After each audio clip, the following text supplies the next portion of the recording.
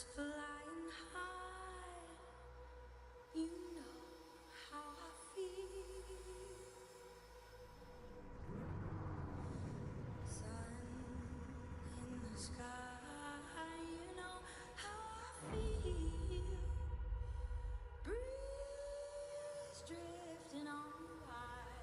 You know how I feel. It's a new dawn. It's a new day. It's a new life.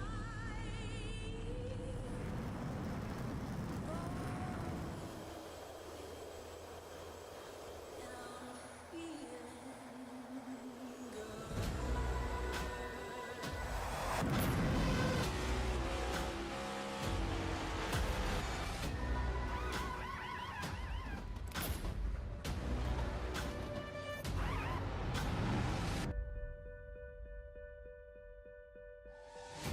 Fish in the sea.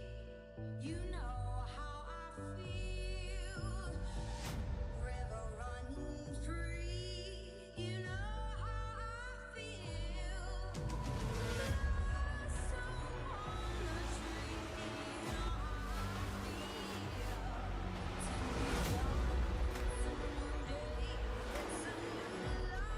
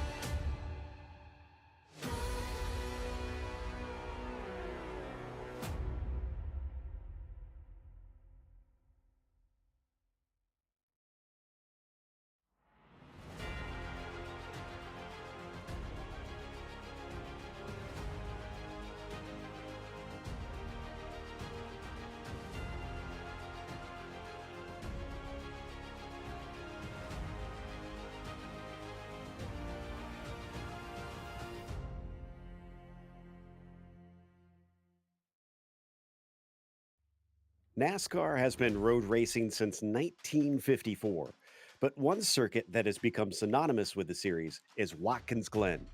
It's fast, it's flowing, and it's tougher than it looks. Who will prove a road ringer today as we get ready to watch round 5 of the Goat Locker Racing Truck Series presented by Jam Printing and Promotions? You'll see it all live here on Podium Esports. I am Joe Peak, and with me in the booth is Roush Racing driver Joey Atterbury.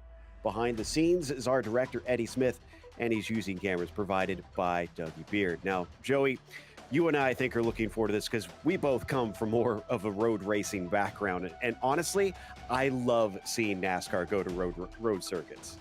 It requires a little bit of a different skill set than what a lot of these drivers are kind of used to doing on the weekly basis. And you're right, we're going to be turning left and right. We're going to be going uphill and downhill, especially here at Watkins Glen. And remember, we're still in the same trucks. They're 3,500 pounds, over 600 horsepower. You have to be more patient now than ever on the brakes, on the gas, on those steering wheel inputs. It'll be really interesting to see who climbs up towards the front today. Yeah, it'll definitely take a deft hand around here with these big beastly machines that they are in. As for the schedule, we've been talking about this a lot in the lead up with our varied beginning to the season, taking us now road course racing, and then it'll be right back to short courses with Iowa Speedway, a very fast short circuit, though. out there in the Midwest. But for now, we'll try and turn right and left. And then we've got Kansas North Wilkesboro, another short track that's going to test a lot of drivers with its unique qualities. And then we'll go to the super speedways once more with Atlanta in March. So the start of this season just basically whips these drivers all around with all different challenges, and it should be a lot of fun. Gardner finally taking his first win there up above in that first in his first win of the season at Homestead. We'll see if he can manage to back that up or not, and it's not looking good right now because Kostek, as we expected, is very, very fast. In fact, I believe we are going to be talking to Michael here, and he's kind of been earmarked as one of the quickest here. So let's have a chat with the man that many are expecting to be one of the quickest today. Michael, it looks like you've taken the fastest lap in the warm-up, but it's one thing to do that in the warm-up. It's another to try and do it in qualifying and then back it up over a full race. Yeah. Qualifying, gonna have to try to keep it clean and on track. Careful not to get any off tracks, and then the race. The hard part's gonna be with the track temp is just keeping the rear tires underneath me, saving them, and stringing together a bunch of good laps in a row.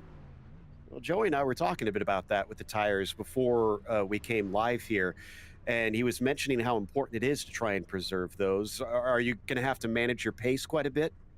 Um, yeah, I would say probably have to run probably about 85% just to make sure you're good on the long run, and don't burn the rears off or make any silly mistakes. So just kind of be conservative, but hopefully not too conservative that you let it slip away. Well, it's been looking like Pendleton and Cofield have been kind of close to you, so we'll keep an eye on them. I'm sure you will too, and best of luck, sir. All right, man. Thanks. It's Michael Kostek, who, as we said, was looking very good in the warm-up session, but we'll have to keep an eye on him throughout the race itself to see how he fares. Now, before we get to the racing, let's talk about this week's Veteran Spotlight, which is our resident Marine, Chuck Feltz. Chuck served a total of 21 years, 10 months, and 22 days. 13 of those years were in the United States Marine Corps, and 8 years were in the Army National Guard. Chuck has deployed multiple times in support of everything from Desert Storm, Desert Shield, Operation Iraqi Freedom, and Operation Enduring Freedom. Chuck's duty stations have included Camp Pendleton, California, Camp Lejeune, North Carolina, Okinawa, Japan, and even Norway.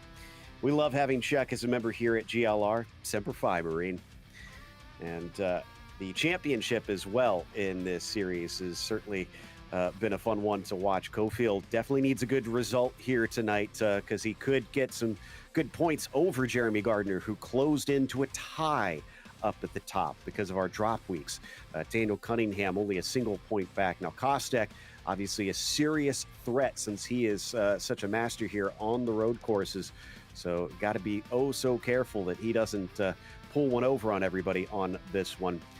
Very close between those top four. We finally get a bit of a breakdown to Ellingson, who is about 6 points back. But even then, that's not the biggest of breaks. We'll see it start to separate some more as this carries on, and we'll see the drop weeks become less and less of a factor since they've included all of them. But Joey, why don't we go over some of the car info really quick? You touched on it a little bit earlier. Yeah, we are in those NASCAR trucks, over 650 horsepower from these big old V8s. I call them the Rumbly Boys. And then these drivers, they're going to actually have to use the transmission today. So it is a 4-speed dog box. You're not going to have to use the clutch at all, but you will have to rev match, especially on those downshifts. Front engine, rear wheel drive, we're going to have to remember that because it is easy to lock up those rears on those downshifts.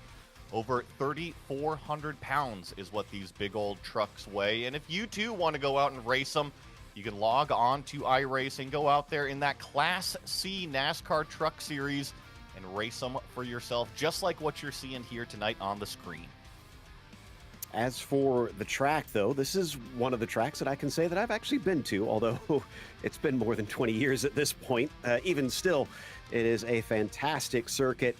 Has seen everything from Formula One to IndyCar and, of course, NASCAR and even IMSA out there over its long time that it has been open since the late 50s. and has seen NASCAR race here since the mid 80s as well. It is only 8 turns, but it is about 2.5 miles in length. The track that you see there, we're running the Cup layout, so that boot is not going to be a part of it. If you're used to the road racing series that usually come here and use the longer version. But even though it probably looks relatively simple, I can tell you that it's a little bit trickier than you would usually anticipate, but it's very, very fast. Why don't we have a look at the race details as well here, Joey, and what the drivers are up against? Tonight will be 40 laps of racing here at Watkins Glen, just a tick under 100 miles. Pit road speed is 40 miles an hour. That's actually really, really important. We got to remember to get it slowed down all the way down, and pit road is very long here at Watkins Glen. We've got a couple green-white checkered attempts. No fast repairs are going to be available, and it is a custom fixed setup for everybody. 100% fuel load. It's going to be all about saving those tires. And then speaking of tires, there is an unlimited set of tires in the pit. So I have a feeling if you go off track, if you lock it up, or if you really just overheat them too much sliding around, we're going to see a lot of these drivers diving down to pit road just for tires. Absolutely, I agree with you. I think tires are going to be a huge talking point here today, and more than that, I wonder how much the start positions will come into play as well as we're taking a look at the qualifying. I got to imagine way more than what we saw last time out at Homestead. You need to be up front. Absolutely. Track position is more crucial than ever, more than any sort of oval. If you can run away here at a road course, you're just putting seconds on your competitors just trying to catch back up. With those green flag stops, it might be a little bit of a doozy, but we're getting some shots of qualifying right now. None of the cars have put down a lap time yet. We're riding on board with the number 23 of Ryan Pendleton coming out of the final turn. He's going to be taking the green flag. First of his 2 laps. I'm wondering if they will need to get the tires up to temperature and go for the second one, or if they've taken the best out of them by the time they finish this first flying lap. And as I mentioned, Ryan Pendleton looked very quick in the warm-up portion. So watching him here, we'll see if he can back that up as he works his way up through the S's now to the fastest and highest part of the track on the backstretch. I mentioned that elevation, and you're about to go for a ride through what is the inner loop, the bus stop, whatever you want to call it. Bounce over these curbs, both on the right and left side of the truck. Then you really got to squirt out of that little bus stop section into the outer loop here. Maintain the long apex speed around the right-hander. And then comes kind of the short shoot straightaway. This actually provides a little bit of a passing opportunity in the race. Yeah, this is a pretty swift corner, this penultimate one here, but at the same time, these are heavy trucks, so you got to imagine they got to slam on those binders, and that'll create an opportunity to try and get an overtake done. In the meantime, coming down the front stretch, let's see what he puts down as one of the first drivers to set a time. A 1:12.6 is going to be about 3/4 of a second quicker than Ellingson, who's the second driver to set a time. And you were talking about how fast that number 23 truck was in practice. He was one of 3 to put down a 1:12 lap time. So here he is in qualifying immediately, starting it off again.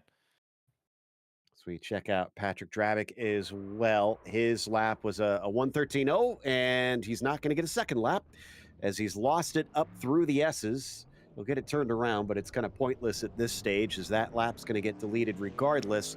So he is second, but we're missing a lot of drivers that still need to put one on the board. So he could easily be shuffled to the back of the grid. Watching Jonathan Cofield here, and remember, Jonathan won race number 2 this season at Phoenix earlier this year. So I know that he is looking for another good, solid result here at Watkins Glen, the first road course of the year. Do a little bit something different out here, collect those points. So watching Cofield up through the S's onto the backstretch, another one that was looking like he was getting close in the warm-up session as he breaks down into the inner loop. This is definitely one of the trickier parts. They've added that in the early 90s to try and slow cars down because otherwise they were going straight from the S's down here to the outer loop to the carousel, where unfortunately there was a death many years ago. And so they just had to try and ease up the speeds a little bit. But Cofield on his second flyer, and I'm showing him improving by maybe about a tenth. It's all about this final turn here. It looks so simple, but you gotta capitalize on the exit off of the apex just a little bit for the 53. But it looks like it is still maintaining faster. Let's see if he can capitalize faster than a 113.0. Yes, a 112.8 moves him up into P2. Pendleton still your provisional pole sitter, but Kostex on his second flying lap in the number 3 machine. There he is out of the inner loop, tracking actually a little slower by about 2/10 currently. So he might not take the pole. This could be a good opportunity for others to try and hold him back. Granted, there are definitely chances to try and pass at this road course. It is not like some of the other more complicated ones where drivers are pretty much single file. So he could get opportunities to try and overtake if he doesn't start from the top. And he'll come around that last corner right up to the wall, bringing it right to the safer barrier. Let's see exactly what he puts down.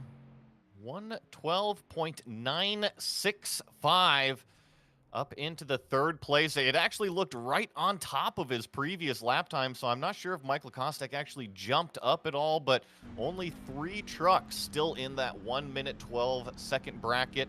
And I've actually noticed as we ride on board with Tommy Cook, I think a lot of these competitors here, Joe, tonight, they're opting for the no qualifying, just kind of starting at the back. They don't even want to, hang on to it, Tommy Cook. Got loose up in the S's, but I was going to say they don't even want to be in the mess in turn 1. Yeah, exactly. I mean, that is a very difficult turn 1. Right here, you can see extremely downhill, both in real life and here in the sim. We do see problems at the starts, despite having that huge runoff. And we got to remember there's over 20 trucks, and these trucks do not stop very well. So I think a lot of that strategy of starting way at the back is, hey, you can get on the brakes really early, be very prepared just in case anything does happen there into turn 1. And I know that we had 10 minutes for qualifying, but I actually don't see any trucks out there on the racetrack anymore. Matt Knights was on his cool down lap, but he's returned to pit lane. And those that you mentioned that did not set times are still showing as in the pits. So unless they take off right now, they're not really going to be able to get at least one lap in, and they definitely won't get both of them. So this has certainly found itself with a number of drivers I did not expect that weren't going to qualify. We do have some cool news, though, that the series has announced. They have talked often about how they're trying to benefit veterans. Well, one of the members actually works at Arrow McLaren. And because of that, Arrow McLaren has been able to donate a rig to their members. So they are able to get themselves up and racing, along with some help with a real IndyCar team, and thankfully get ready to join them out on the virtual track. And that is of course, Warren out here that has got that now being set up at his place. It's really, really cool what the Goat Locker Racing Series is doing for first responders, for veterans, everybody out here involved with that community. Remember, you guys can come and race here. You can come and join the community. If you haven't heard of Goat Locker Racing Series, trust me, just type it in the Google machine. It'll pop right up. They got the Discord channels. You guys can come out. They have tons of different racing, I believe pretty much every single night of the week. So if you like your flavor of oval stuff, trust me, Goat Locker, they've got you covered. Absolutely. So big congrats to Warren Clayton, and a huge thank you to both Arrow McLaren and Goat Locker Racing for making that happen. Also extremely jealous. He does a lot of the transportation stuff for McLaren, and as a big fan of them, even before they joined IndyCar, I got to say that I wish I could get a picture shaking hands with their drivers. But anyways, we now get ready to start racing soon, just letting that clock tick down in qualifying to wrap up the session, and then they should be gritting up as we take a look at a few drivers, including Brandon Wallace, getting some refreshment before he gets going. I think that might have been a little bit of Pepsi right there. Make sure you got enough caffeine to get yourself through the race. And it's always pretty cool to see inside of these sim rigs. But What I was going to point out, I'm surprised that nobody is taking this time in qualifying just as practice laps, especially with a lot of these drivers that might not be as familiar with road course racing, specifically the ones that haven't qualified. This is opportunity that you could be out there getting more familiar with exactly what you're about to go out there and race. We're going to see if it pays off or if some of these trucks are going to go sliding off the track early. Yeah, exactly. I'm kind of with you on that. That I don't know why we don't see anybody out just carrying on now that they've done their qualifying laps, just getting that practice in. But maybe they're saving their energy for the race itself. Remember, they're not used to all this left and right and up and down through the gearbox as much, so maybe they need to make sure they don't wear themselves out too much just trying to practice for this thing and save some for the race itself. Ellington also getting his own refreshment on, looked like a Red Bull. Make sure he has the energy for this one as the qualifying session is now officially over and our grid is set. So Ryan Pendleton is going to, in fact, take the pole on this one, to a little bit of a surprise of some of the people out there. Cofield with him on the front row, and Kostek only in the third after he was kind of picked out as perhaps the fastest driver on the road courses. Regis Clark will start in fourth position as Patrick Drabick will start from P5. Jacob Ellingson with an excellent job there in sixth. Fourth row sees Jeremy Gardner starting from seventh, so doing back-to-back wins going to be a little bit difficult, but not impossible from there. Mark McCrary will be P8, and Mike Browning will start ninth. Then Jamie Mullins rounds out your top 10. On row number 6 is Trevor McManus in the number 9, with George Jewell in 12th, right next to him in the number 36. Brandon Wallace is going to be starting in the 13th place position, Alan Marshall in 14th. Tommy Cook in the number 215th. James Goshen lines up in 16th. James Kaufman will start in 17th spot. Matt Knights in 18th. And then on row number 10 is Jamie Barkis in the number 15 and Will Bethay in the number 10. Doug Ellingson is going to be gridded up in 20th there with Steve McDonald starting in 21st. Chuck Feltz will be P22. You've got Timothy Stubblefield in 23rd. Kyle Plumstead, 24th, and Will Day rounding out the last of the fields with the last 6, it looks like, actually maybe even last 7, not qualifying for this race. And starting from the back of the grid, you can see them lined up on the front stretch, waiting for the pace car to lead them around on the pace lap to get ready. One thing you also pointed out before we went live, Joey, this is a pretty warm track here today. So, man, that tire management going to be so huge. It was Michael Kostek that really pointed it out, and in practice it was 112 degrees on the track temperature. I'm checking it right now. Ambient air, 78F, track temperature 105. So the cars, they'll be making plenty of horsepower. They'll get up, climb up those S's plenty good. But trust me, when it comes to the grip on the track where the rubber actually meets the road, it is going to overheat quite quickly. Those drivers, they're going to have to manage those temperatures. Certainly, especially with some of the fast corners that they have around this track. They're going to get close to 170 miles an hour up at the end of the backstretch into the inner loop. These things do get hauling despite having quite a bit of weight underneath them. As we check on board with some of our drivers just preparing and getting ready mentally for this one. What you talked about having to go through the gears and that it's got a dog box. How is this car trying to shift? Because I have noticed in iRacing that every car kind of has its own quirks and feel to how it shifts. It's just fine. In a dog box, traditionally how it works, it has straight cut gears. So it'll slip into the next gear or go down a gear quite nicely. It's not some of these old transmissions or any of the transmissions that have synchro mesh gears that you really have to rev it and match it perfectly. With these dog box transmissions, they're very, very strong. I think the biggest kind of danger area is going down. So specifically going into turn 1, they're going to be going down a couple gears. You have to make sure to slow the truck all the way down before you engage that next gear. Otherwise, you'll get the rear lockup, you'll get that wheel hop.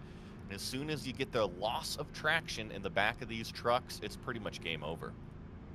always amuses me that I've come to realize that's kind of an American term because I had used the term wheel hop once. I think it was in the Lotus 79s or something, and I got a very funny reaction from the driver. So, yeah, I think that's very much a regional thing, which I had never realized since I had heard it so often, both in sim circles and on here. But we're getting ready to go, and the pace car is getting ready to peel in, giving control over to Pendleton. What kind of start can he get, and can he be clean through that first corner? Green flag is out. It's a pretty good jump over Jonathan Cofield, but here comes Kostek, already trying to charge up the inside. Is somebody from behind him getting a good run under braking. I think that was Drabic, but he's going to have to slow it up so that he doesn't get into the back of him. Meanwhile, behind, it is a clean start. Everybody pointed the right direction, but it is the number 3 of Kostek that slips into the second place. And Ryan Pendleton, remember, he started on the outside of the front row. He's actually under pressure from that cream-colored car, that white and orange, Patrick Drabic, and here comes Jeremy Gardner as well.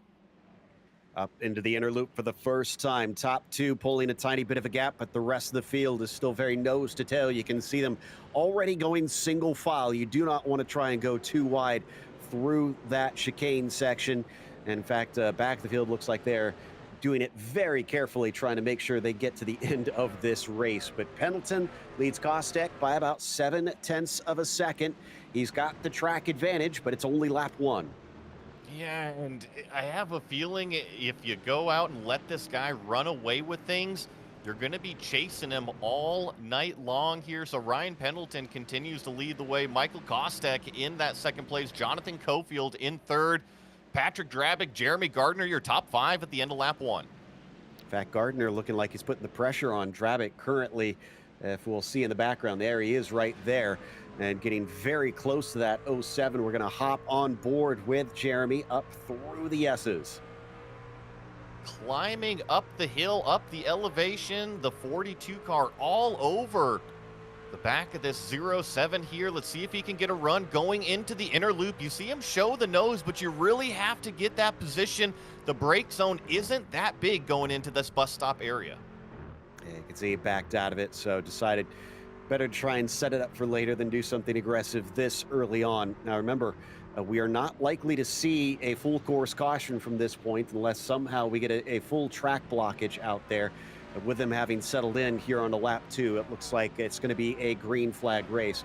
George Jewell, in the meantime, down here in the 36, and a nice little fight heading into the penultimate turn, trying to see if he can get Mike Browning to give up 10th place. Also has that red truck, that 99 of Brandon Wallace right behind him. So George on the attack. Can't make any sort of mistakes as we ride on board the number 99. And Brandon giving us the shots from inside of the sim rig. Diving off into turn 1, making sure to hit that braking marker. And one thing that I can say so far, Joe, these drivers have shown that they've done the practice. It is so easy to overshoot on the brakes on these trucks.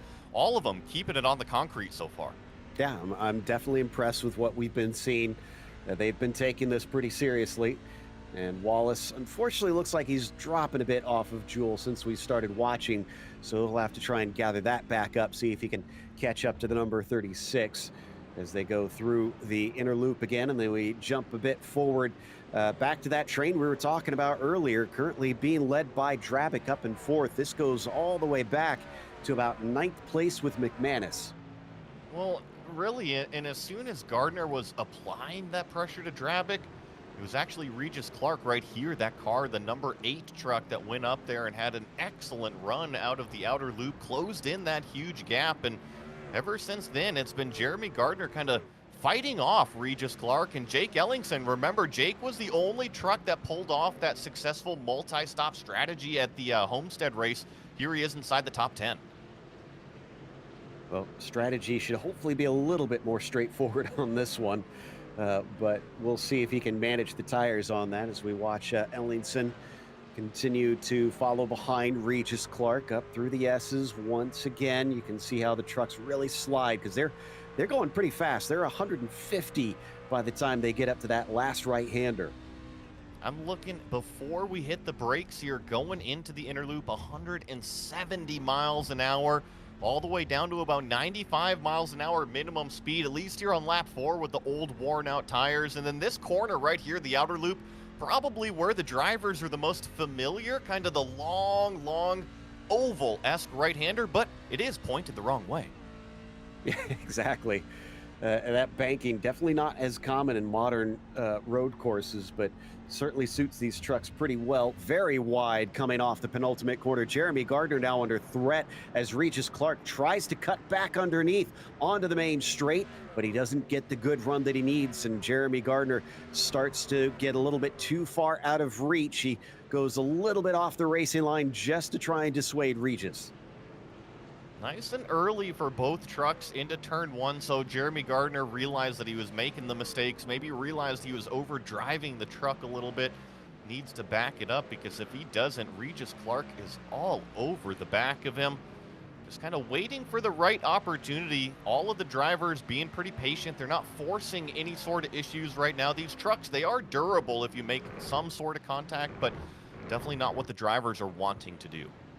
Yeah, you don't want to be beating and banging and using your stuff up at this stage. We're only on lap 5 of the race. The 42 of Jeremy Gardner is recovered and is trying to pull away, although I thought I saw him slide a little bit coming off of the carousel. In the meantime, Kostek, I think, has reeled in Pendleton by a few tenths. He's down to 0.4 of a second behind our leader.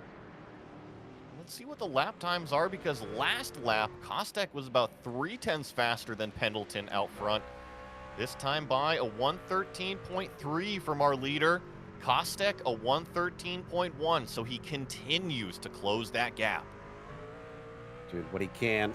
He knows he's still got plenty of race, and they also have to be mindful about the big picture of saving those tires towards the end. Or maybe they're already thinking, how am I going to try and use the strategy of the pit stops? Will we see someone try and undercut and use that to get the track position? Will that bite them, having that 1 lap or 2 lap older tires than their rivals as they bounce over the curbs here through the inner loop? They don't look very tall, but boy, do they shake these things around. Well, not only that, but you're blasting them at 100 miles an hour, jumping your way over those things. So yeah, the shocks better be tuned right. And not only that, as a driver, there's so many different ways to approach those bumps, those curbs. You have to figure out which way the truck likes to be driven, because if you don't, it'll just go bouncing off in a direction that you really don't want it to, and then you've got your hands full trying to recover it. Exactly. Now, while we wait for that to build up, let's give a quick mention to one of our sponsors, Jam Printing and Promotions. Since forming in 2013, Jam has contributed printing and promotional sponsorships to more than 60 local nonprofits, with a primary focus on organizations that assist veterans, women, and children. They have been with Goat Locker Racing since the very beginning. Local and veteran certified, when they do well, they do good in the community. So big thank you to Jam Printing and Promotions as we once again look back at Clark. This time, Ellingson looking very, very close to that Star-Spangled Banner car and coming up to the braking. He's not close enough, and in fact, the 8 looked pretty strong on the binders. I think the big shakeup here is that black truck right in front of Clark. That's Trevor McManus.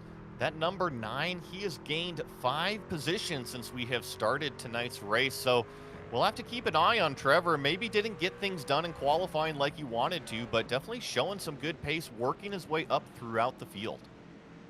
Interesting as well that Stephen McDonald is our hard charger up 7. Trying to double check. No, he did not set a lap time. So sort of a false hard charger, if you will, as we check in with Trevor McManus all over the back of Gardner now with a good exit coming off the final turn down into the 90. He's going to try and outbrake him. Can he get to the inside? He tries not to run into him. 42 gives him space, and now it's a drag race. I don't know if these things can go too wide through the S's. Yeah, they can, but typically somebody is going to have to lift. I think the 9 might have to lift right here at the top of the S's. They both keep their foot in it, so it continues a drag race. You see the 9 kind of got pinched down. We're going to see him try to side draft. He's going to have to tuck back in line behind Jeremy Gardner. Well, it was a valiant attempt, but I kind of wondered about that. Trying to get that car woed up on that shallow entry. It looked like McManus had his work cut out for him. At least they did not run into one another. Good respect shown between the pair of them. But now, look behind because Clark, Ellingson, and McCrary have caught up. And you see McManus really capitalize on the exit of that outer loop, get all the way tucked under that 42, try to apply some pressure. You see Gardner slide off the racetrack again. Not going to be a passing opportunity, or is it from McManus? Really kind of hung out to dry on the outside there. Oh, in fact, that might make Trevor vulnerable. And no, looks like Regis was not as close as I feared. He's going to give another look. This time, though, he's a little bit more trepidatious down into the 90, and he'll stay behind his rival. Well, it's got to be frustrating for McManus here because he's definitely the faster of the two trucks right now, and he's just overheating his stuff, trying to get by the 42. Meanwhile, Patrick Drabick has ran away 4 seconds in front of the top 5 battle, so I'm sure McManus wants to get up and get on down the road. Yeah, that's a good point. If Trevor has more speed than this, then this is really hurting his race.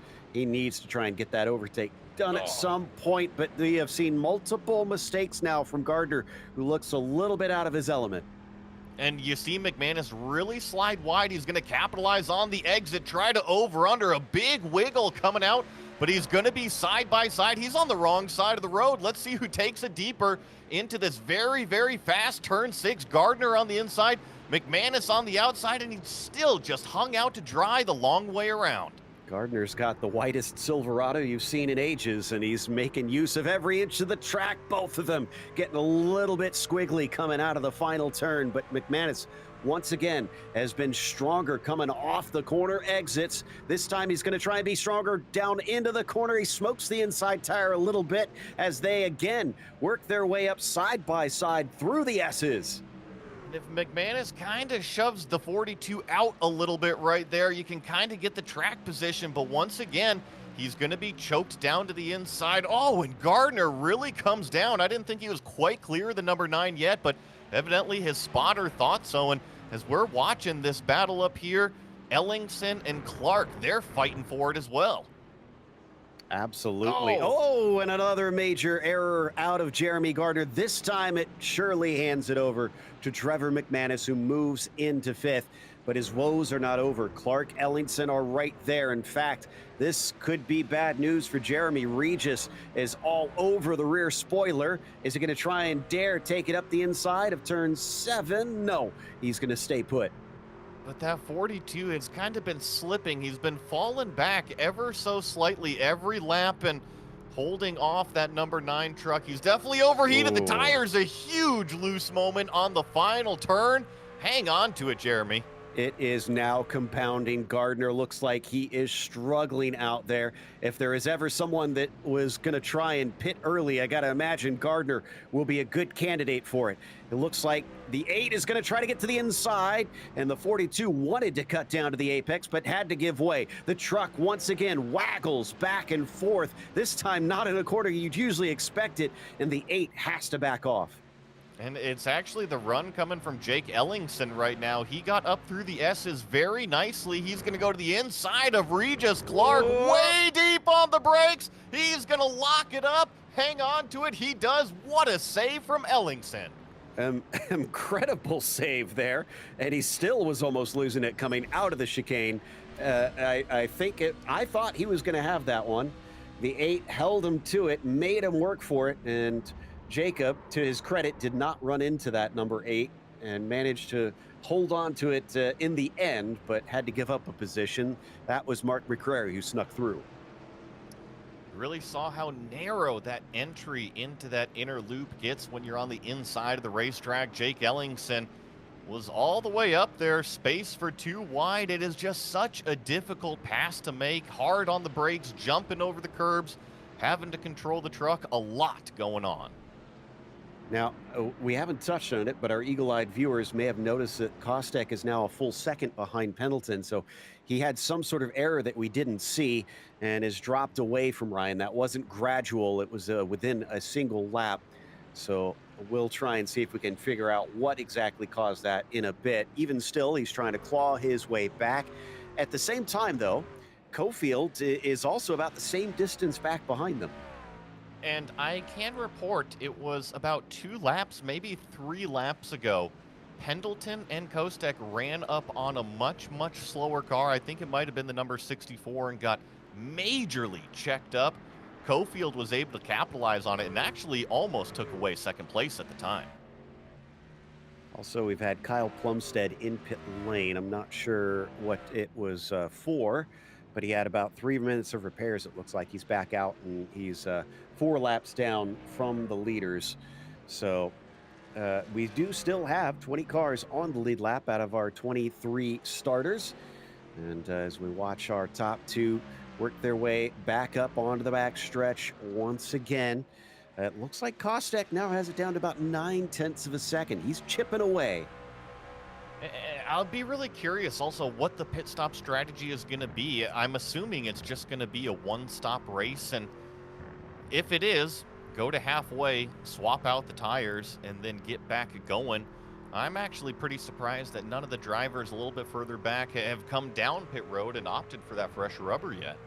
I mean, I'm looking at the laps, and yes, they are probably managing their pace, but leaders are still doing mid-13s, which is close to what they were doing at the start of this race. So yeah, if they haven't dropped off that much at the in these first 13 laps, then surely it's got to be a one-stopper.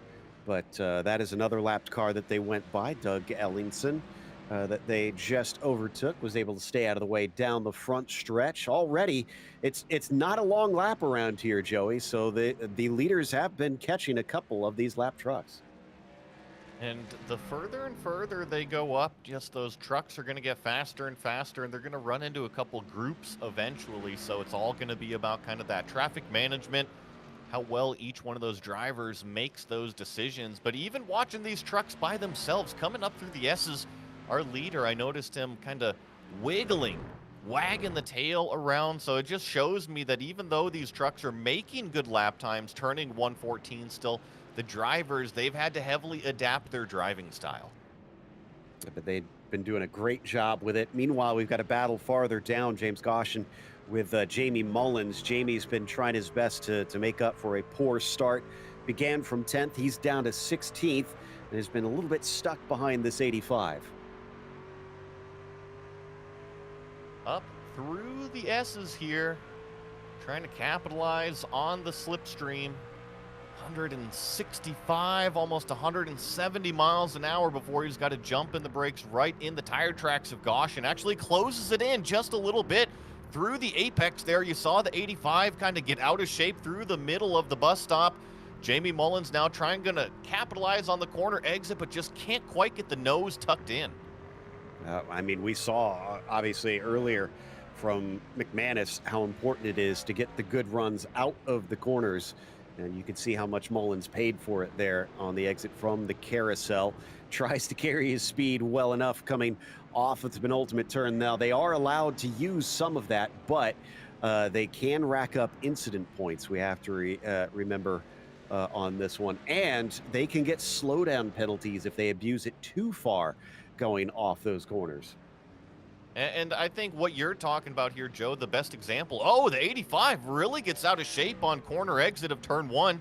I was going to mention turn 1. A lot of these drivers, even in real life, right at Watkins Glen, we're seeing them blast all the way over those exit curbs, drive all the way out to the wall. Well, here in iRacing, if you do that on the exit of turn 1, Barney comes down and says, nope, you're not allowed to do that, and they will give you a time penalty that you have to actually hand back in the sim. Big look up the inside that time by Jamie Mullins, but couldn't get side by side with Goshen. Let's see if he's learned his lesson, tries for a better exit. No, he's going to go underneath as the 85 swings a little bit too far wide. Not sure if he intentionally gave that up, but the result is the same, and Mullins moves into 15th. Just like in an oval, if you drive the thing in too deep, you can just never get the front end turn. That's exactly what happened to the 85. And this is another position change as well. I believe this is the 68 of Stephen McDonald going by that number 99 on the front straightaway here. Wallace looked like he pulled off to the side, so I think he knew what was coming there and let him go. So McDonald now Wow, up 10 positions. Again, one of the drivers that did not set a qualifying time to try and avoid some of the melee. Unfortunately, that does mean that he's 33 seconds back from the leader, but clearly has pretty decent pace. His fastest lap, no, its fastest lap actually would put him about where he is now. So maybe this is the farthest up we'll see him go. And that might have just been, hey, I'm not comfortable with racing the other cars around me on a 2x2 start. But Stephen McDonald, obviously his strategy is working out. Doesn't matter if he started at the back of the field, took his time to get up the way through. He does have about 6.5 seconds up the road to try to get inside of the top 10. It's going to be that number 4 truck of Mike Browning that he's going to have to try to catch. Well, at least if he enjoys getting to pass some cars, you can say that McDonald is loving it today. So the 68, at least close to the top 10, he's got a ways to go to get the next car up. Like you said, Browning, about 6.5 seconds up the road for him. Pendleton still ahead of Kostek. And the number 3, I think I'm a bit surprised. I thought for sure it'd be a little bit of a closer fight, but maybe this is just down to how hard both of these drivers are pushing. We also haven't talked about fuel at all, right? We've talked about tires and how important they are in terms of the grip, but what if the number 3 here is just sitting back and politely letting the number 23 lead the race? He could be in a little bit of a fuel save, because if he can make that stop just a little bit shorter, he might not actually have to pass Ryan Pendleton on the racetrack. And we picked a good time to come check them out. Did you see the slip that Pendleton had off the final turn? That's cost him a couple more car lengths back to Kostek, who continues to reel him in bit by bit.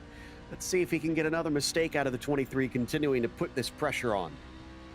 I was seeing even up through the S's, the 23 is really loose, and you see him once again just sort of wagging the tail end of that number 23 truck. Our leader, Ryan Pendleton, definitely hanging on to it right now, but he seems to be managing it. And remember, loose is fast. You just have to manage the yaw angle. So didn't gain as much as I thought through there, though he does look quick, does the number 3. This is all about 2.5 seconds now ahead of Cofield, who's not been able to hang with them quite as much, but obviously they're not out of the woods. If they start battling with one another, that'll bring in that number 53 extremely quickly. We're getting close to the halfway mark here pretty soon. And again, a big slide, not as bad as it was last time. And Pendleton managed it much better, stays ahead of Kostek, does not lose the time this time down the main straight. So will we see them split it halfway, or are they going to take the sports car route that we often see here on iRacing, with cars staying out as long as they can? That's interesting, right? Because in iRacing, fuel is weight, right? The less fuel you run in the truck, the faster and faster it gets, because the lighter and lighter the truck gets. But it looks like we've got our first wave of comers down to pit road. Trevor McManus in the number 9. He is going to lead at least the first group. But I was going to say, Joe, between our leaders, do you overcut? Do you undercut? They're close enough to make that change just based off of one lap in the pits. Exactly. And I honestly don't know which way to call it, because, yeah, you probably want to have just slightly better tires for the end. So an overcut would help you, but you potentially give up that track position later down the line. As Regis Clark takes his tires, gets ready to go. In the meantime, looks like he's going to be beat out of the box by the likes of McManus, who returns about 14th, highest driver to have finished his pit stop. But McManus had a long one, I noticed. I was just noticing that as well. 26 seconds for Trevor McManus coming down pit road. And here is our leader, Ryan Pendleton. He is on pit road. So lap number 19, right before halfway. The 23 is on pit road. He's going to fill it up, get 4 fresh tires. So important to stop in your box. So Kostek continues on. Now, is he intentionally doing this, trying to maybe go opposite of what his rival is doing? Because if he comes in with him, he's going to be stuck in the same situation, but he'll at least have equal tires. So this seems like a risk to me, Joey. But, I mean, maybe it's like I said earlier, he'll have slightly fresher tires. In my opinion, if I'm Michael Kostek, I'm going another time around, if not 2 more times around. You're not going to leapfrog ahead of him, right? The 23 is already on the fresh tire, so you're not going to catch him right now. However, the 23, he pitted early. Remember, he's screaming for help right now. He was in such a loose race truck. If the number 3 can capitalize on a few laps, I think it's really going to pay dividends at the end. But here he comes down pit road. It's only going to be 1 lap difference then. How much of a difference will that make? Cofield, though, carries on. He's going to try and go long.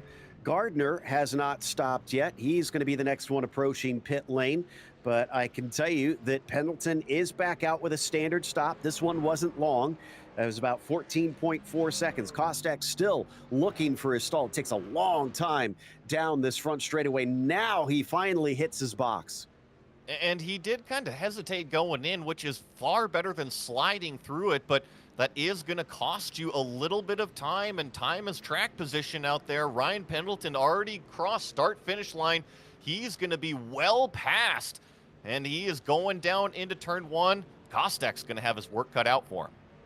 Yeah, that lap, we won't know completely about the time difference because he had that as an in lap, but clearly it looks like it was quite a bit slower because now that they're leveling out back to pace, yeah, it looks like he lost 2 seconds just in that exchange.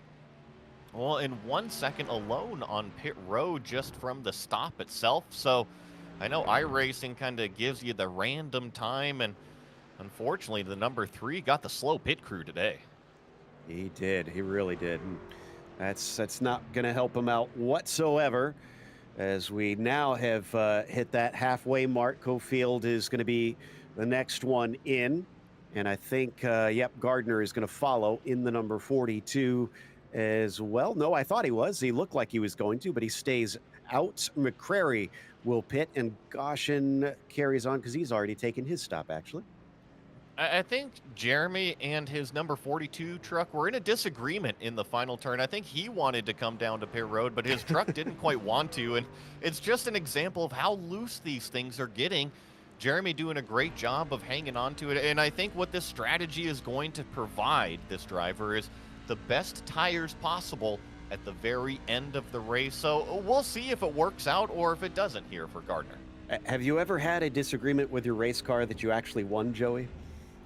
That I've won? No, definitely not. I was going to say, pretty sure the car wins that argument 10 times out of 10.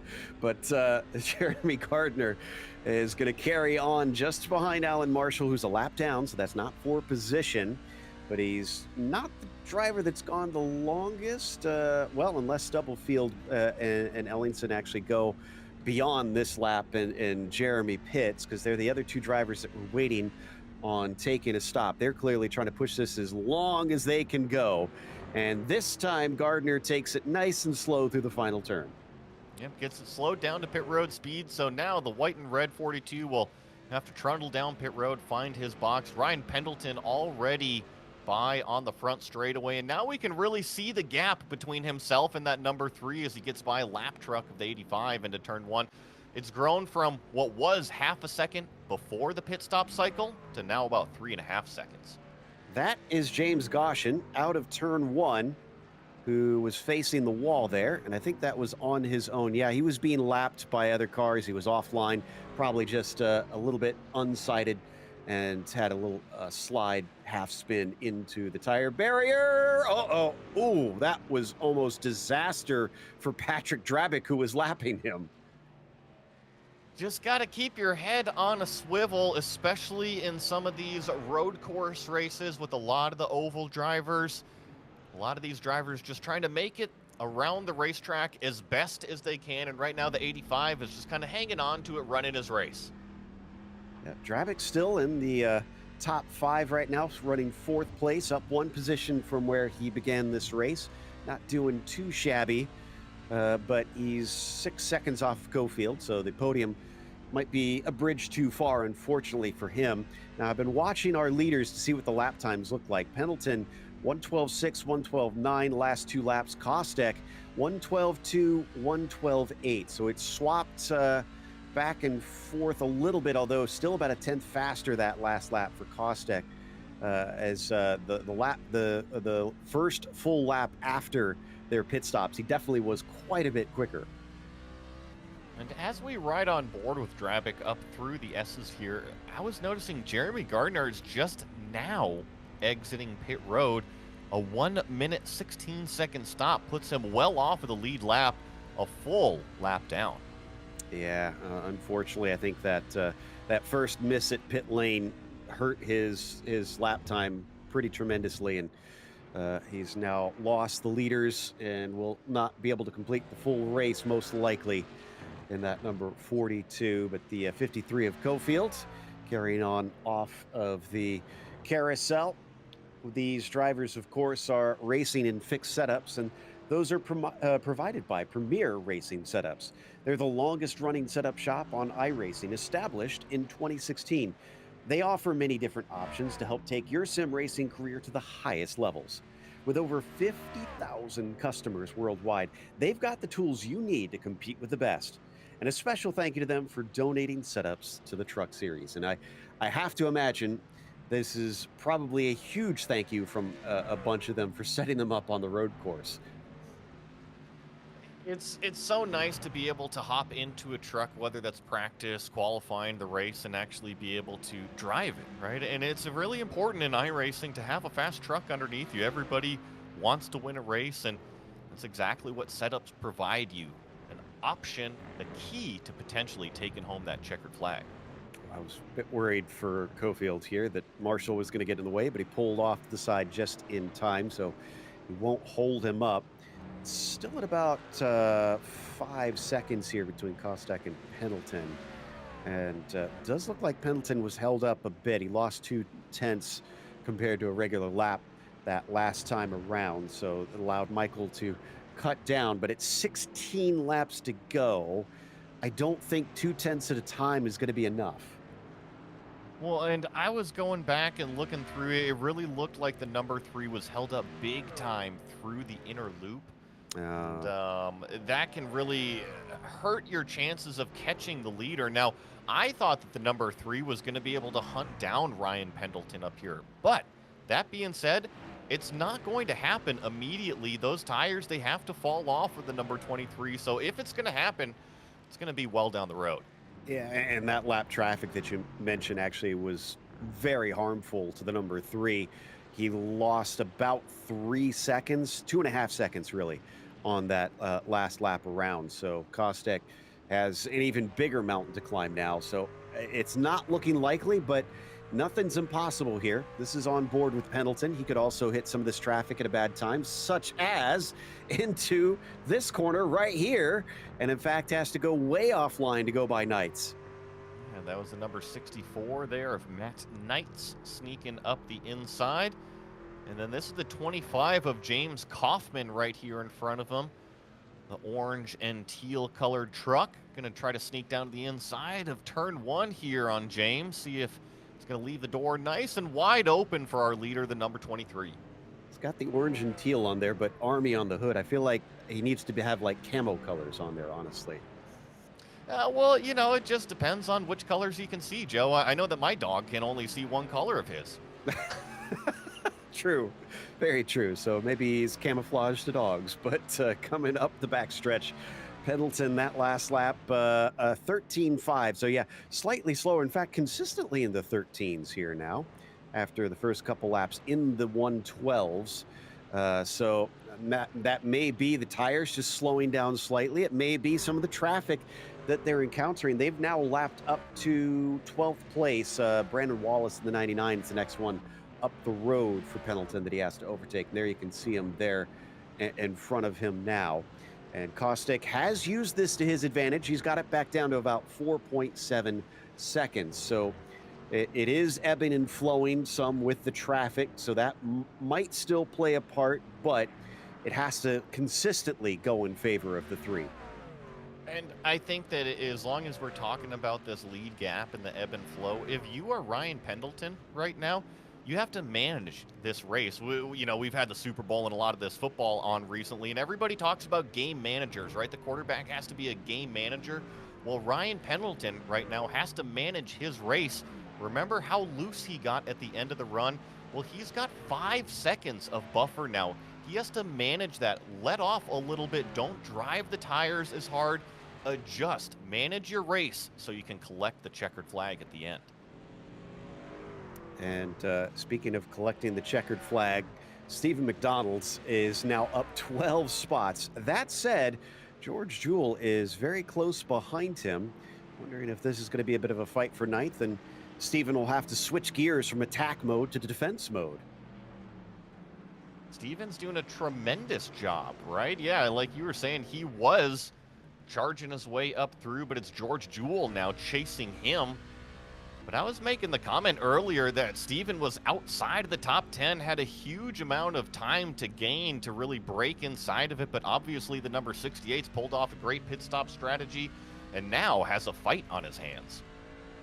Using up quite a bit of that corner exit there, and gets himself nice speed up the hill, which will help tremendously.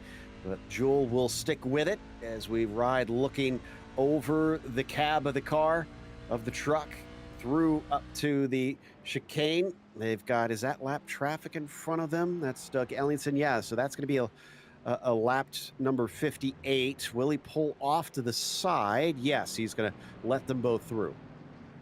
Yeah, so this battle continues on here. George Jewell really applying the pressure, trying to tuck the nose down.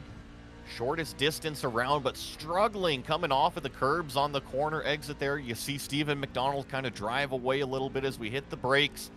Down a gear through the penultimate corner, our producer's favorite word here and now, through that final turn. The 68 actually gapping it out just a little bit. This is a track that needs a couple more corners with actual names to them, I have to say. But coming down the front stretch, looks like McDonald's, I think, has good control of things at this point. He's starting to pull slightly away from that number 36. And like you said, managing the situation. Yeah, I think that's the best way to describe it right there. He definitely had pressure from George, but unfortunately, Jewell is not able to kind of hang on the back. So the red number 68, that is Stephen McDonald, continues his charge now. I said this before, he's got 13 seconds up the road to Mike Browning. We're going to see if he can cut that one down. Yeah, that should be fun to watch, no doubt. Now, before we get to the rest of the race, let's talk about Veterans for Life Foundation. The goal of the Veterans for Life Foundation is to both revitalize communities and supporting military veterans and their families' successful transition back into civilian life.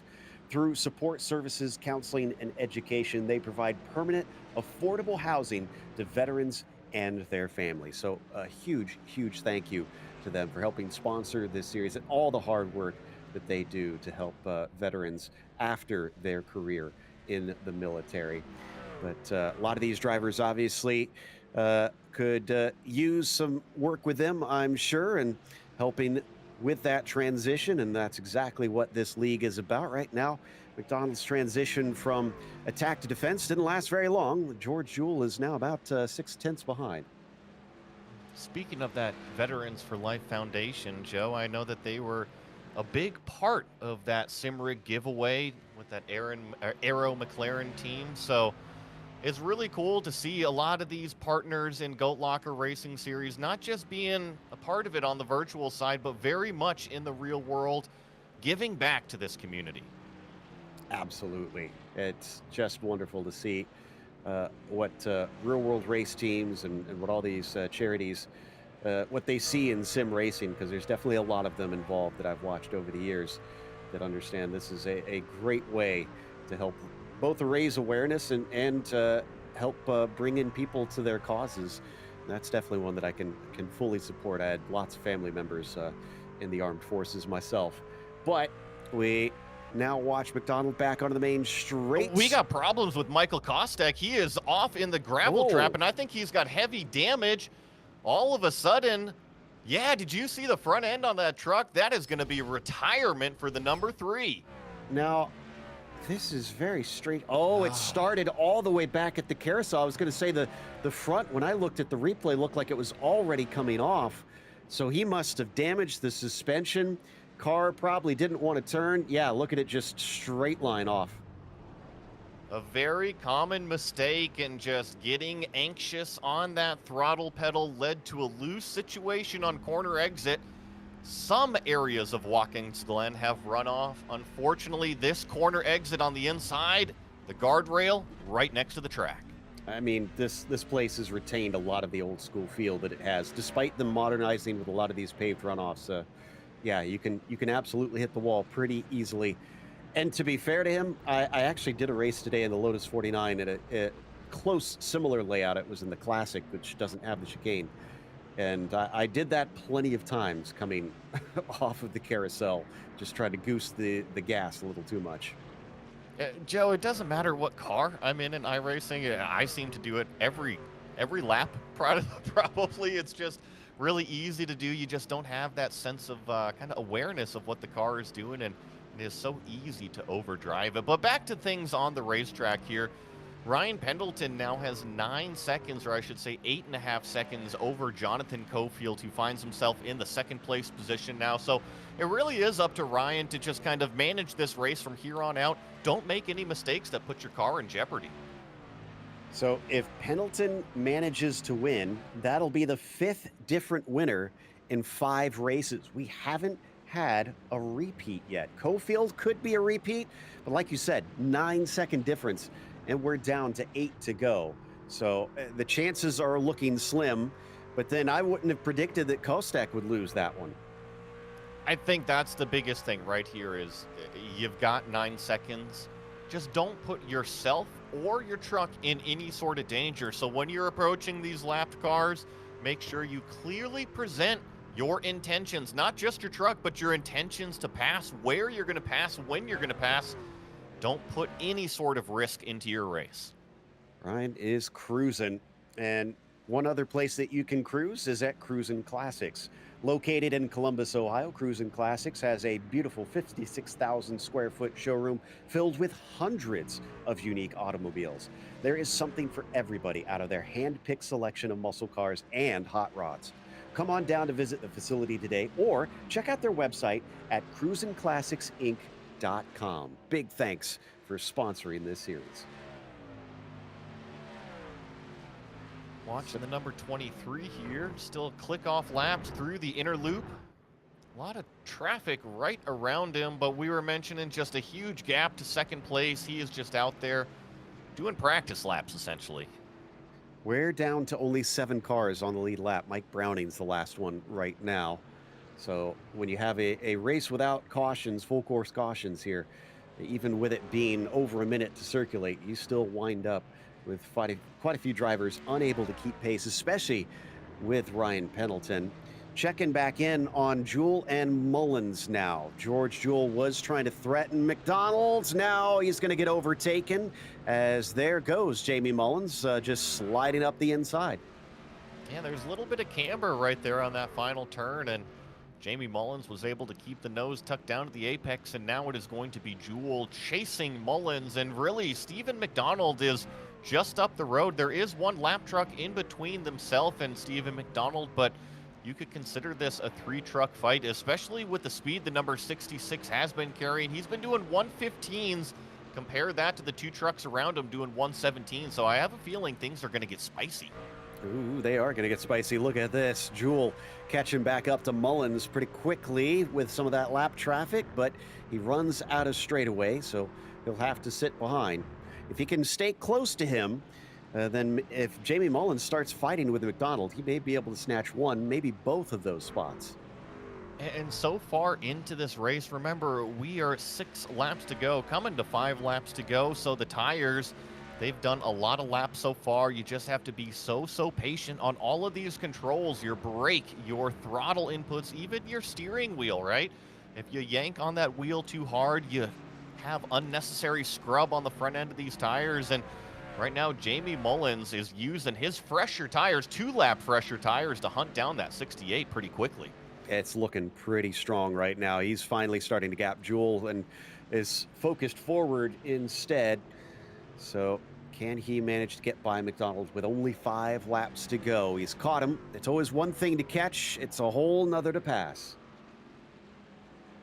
as these cars really crest the hill up through the S's. That's why we're seeing a lot of these traction events, a lot of the loose situations. You got all the grip coming up the hill, and then you come to the top of it. All of it's sort of gone, and you're doing 160 miles an hour hauling the mail, and then all of a sudden this inner loop approach is really, really fast, but this is the closest these three trucks have been in quite some time. This is going to be fun to watch, no doubt, as they work their way out of the carousel now onto the short chute, down to turn 7. Decent run out of George Jewell, who's not giving this one up. And Mullins also trying to catch back up to McDonald, much tighter down to the apex compared to that number 68.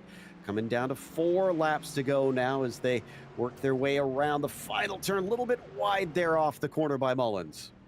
Yeah, that white truck picked up a little bit of understeer like you were seeing there, had the front end just kind of wash up the racetrack, not have the grip that he wanted. And now we're going to turn our attention to the number 9. This is Trevor McManus. Now, he doesn't have anybody around him, but remember, he was one of the first trucks to come down pit road.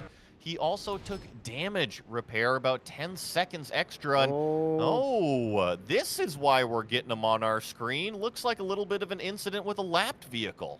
Oh, he's very lucky with that backup. He went all the way across the track. Thankfully, nobody was coming, and he gets going. I thought I saw at the corner of my eye that the timing tower changed. So, yeah, Mark McCrary moves up to 5th, and Trevor down to P6 because of that. He's going to be kicking himself. It was looking like a pretty decent day. That said, Trevor's actually still up 5 spots. He is, and right before that little incident, he was about 10 seconds off of the podium, and that's about the amount of damage repair that he took in that pit stop. So, you know, it's probably going to be a race of what-ifs for Trevor McManus.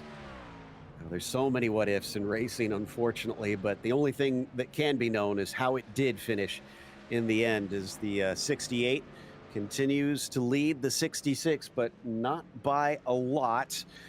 Now, hopefully before this battle starts, I want to give a quick mention to Red Beard Design Company. Red Beard Design Co. is a brand design and creative agency out of Greenfield, Indiana. They do brand identity, illustration, advertisements, apparel, packaging, and posters. All of GLR's logos since day one are the creation of Red Beard Design Company. So when you see GLR anywhere, you're seeing a Red Beard design.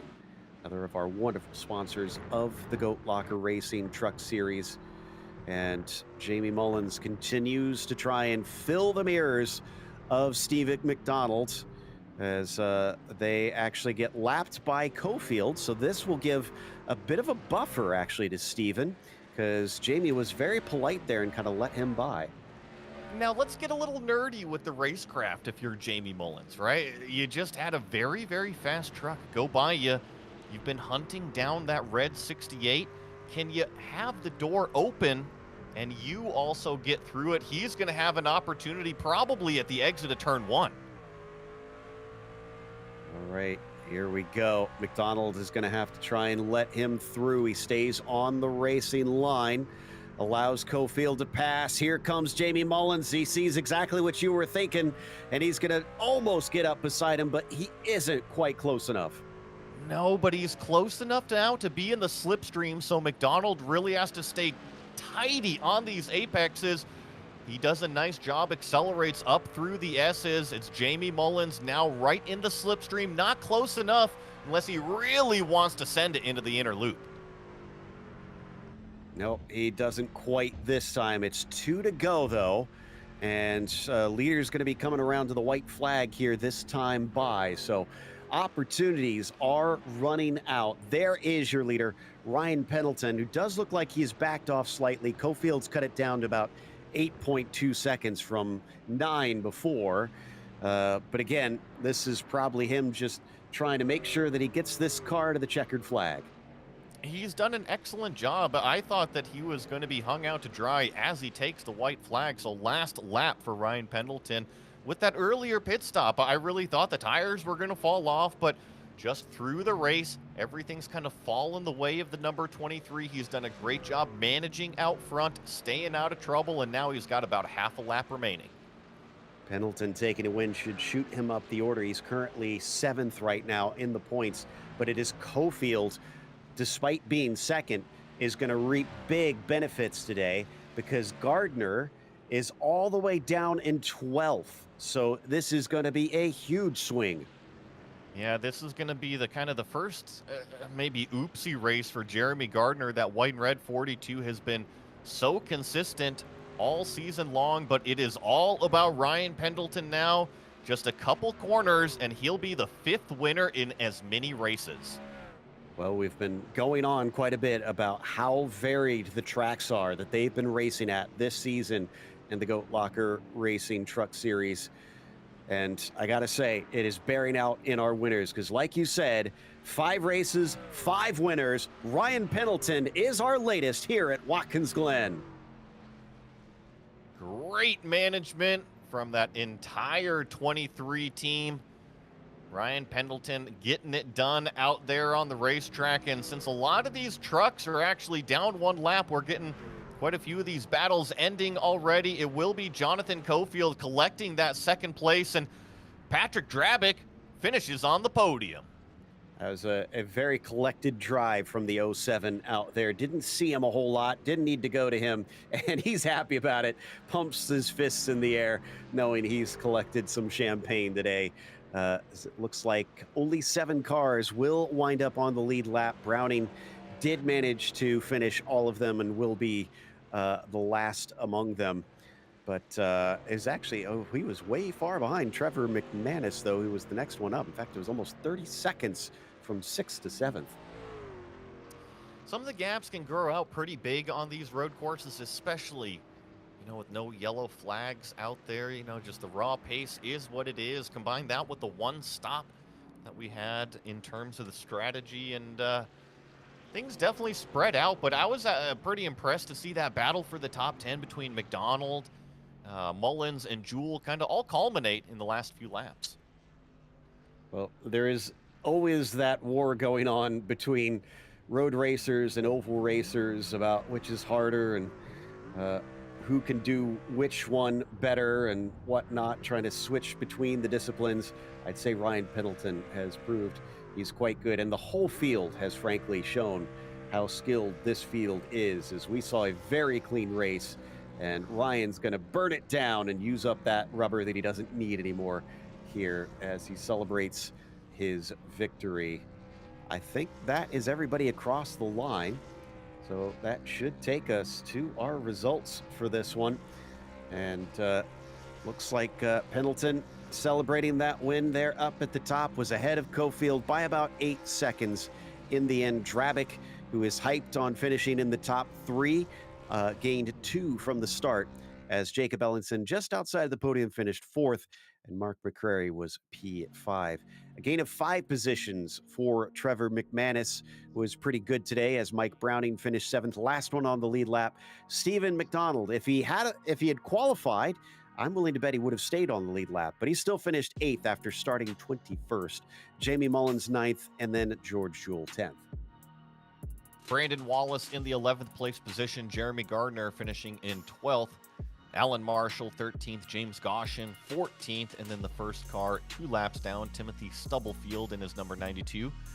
Chuck Feltz back there. We didn't mention Chuck Feltz much today. Finishes 16th in his number 75. And we have James Kaufman in 17th. Doug Ellingson in 18th. Matt Knights in 19th. And then the remainder of these trucks that you see on the screen did not actually make it to the checkered flag here tonight.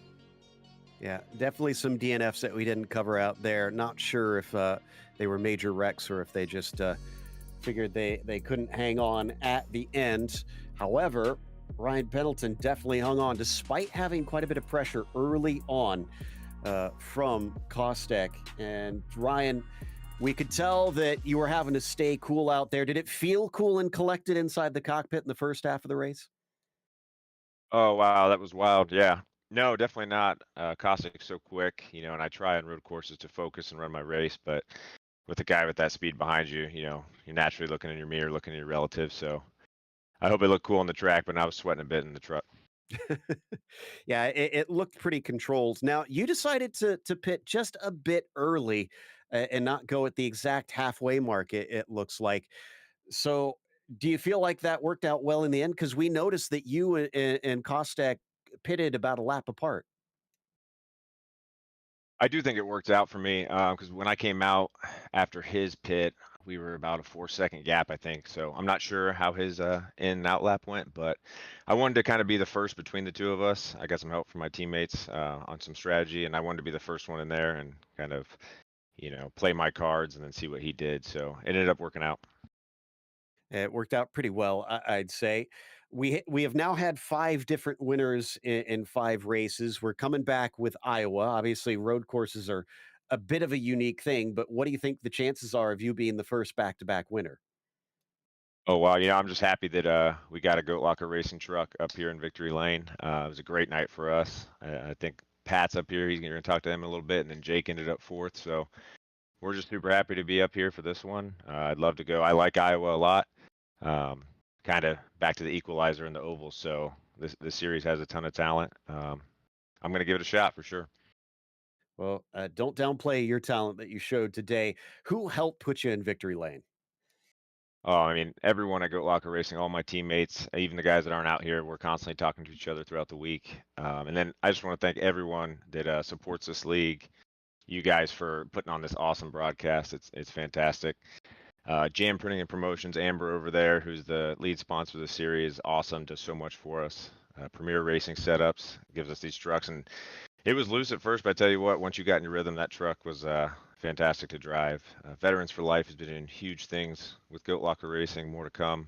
I'm driving my Cruising Classics truck, so I love to see them out there getting some good camera time in Victory Lane. Right now, roofing's been a huge new partner for us, and then obviously you guys see all the cool Goat Locker designs by Redbeard Design Company. So a lot of guys to thank. It's been a huge week for Goat Locker. Go check us out on all the social media pages. We gave away our first full racing simulator package to a veteran. Just an awesome feeling. There's more to come. We're just excited about what we're doing off the track, and then everything on the track's just a bonus. Well, again, congratulations. That was Ryan Pendleton, our winner here today at Watkins Glen. The man who came home behind him was Jonathan Cofield. Joey has caught up with him. Well, Jonathan Cofield, congratulations on another really good finish. Thank you, sir.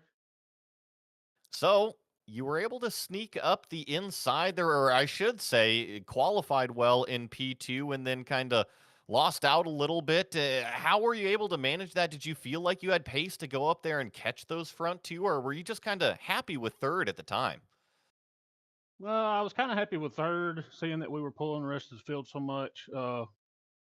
I don't know those two guys up front. Caustic's my teammate. I know how good he is at road courses. Wasn't too sure about Ryan, but apparently he showed us. But yeah, I just wanted to kind of keep pace with him, or at least try to, and try to save my tires. Thinking that maybe if I saved a little rubber, that would help before the pit stops. But it really didn't seem to affect for some reason. So I did what I could.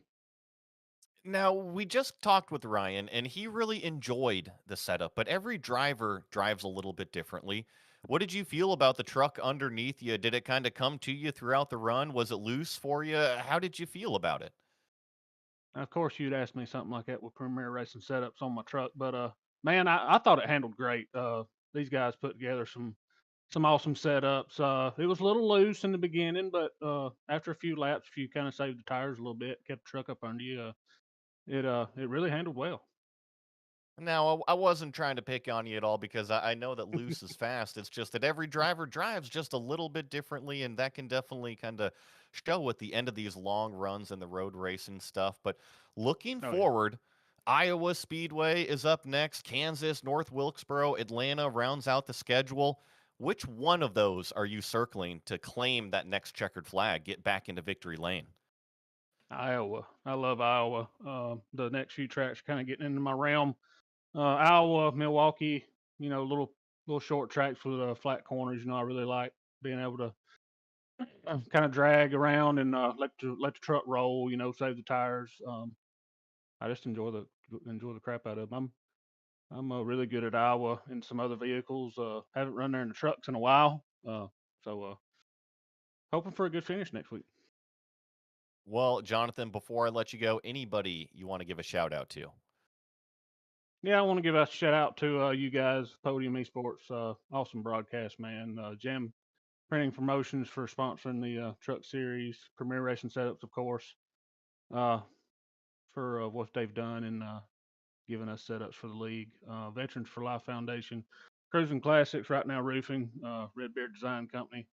Of course, my sponsors and teammates, Bandits Motorsports, SM Racing Products, Sim Shop, Cofield Asphalt Refinish, and Cofield Supply and Service. Really hate it for Caustic, man. The lap cars were not giving us, were not being very gracious. I felt tonight, so he got a little aggravated and crashed, but he's really your real second place finisher.